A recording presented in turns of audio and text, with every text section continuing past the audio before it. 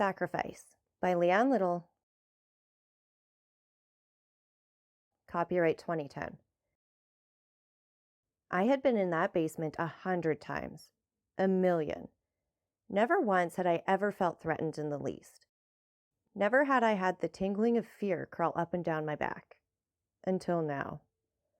I was laying silently on the floor of the underground rumpus room. It seemed to me that the world had been turned upside down.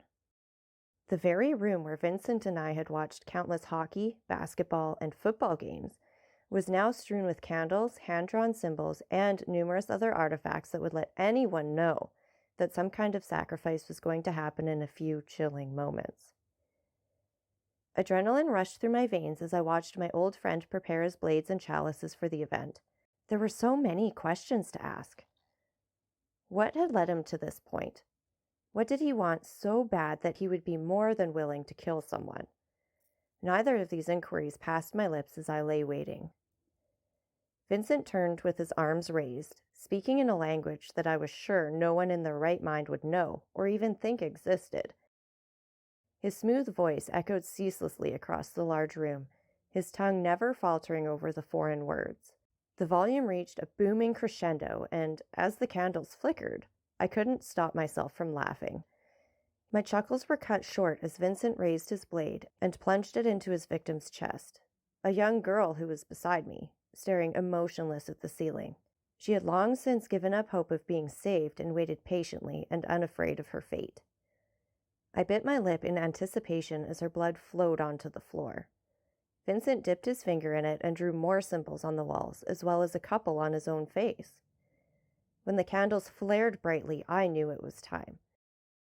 The moment I had been waiting for since I moved to the poor excuse for a town 3 years earlier and began planting the seeds for this little adventure.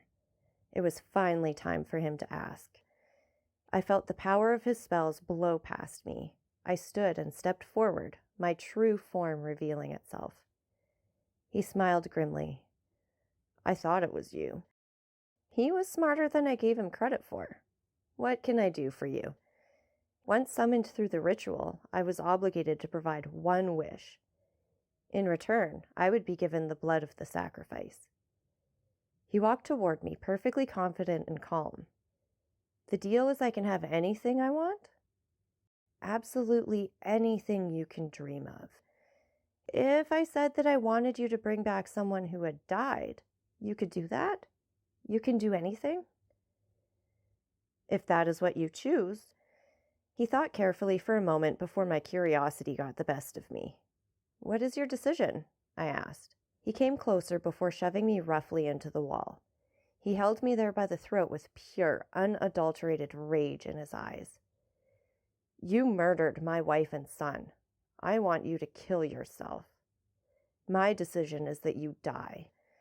With those last 6 words, the world went dark, then lit up like a bonfire in front of my eyes. When the light lessened so that I could see, I was once again surrounded by my horned family. Welcome back to hell.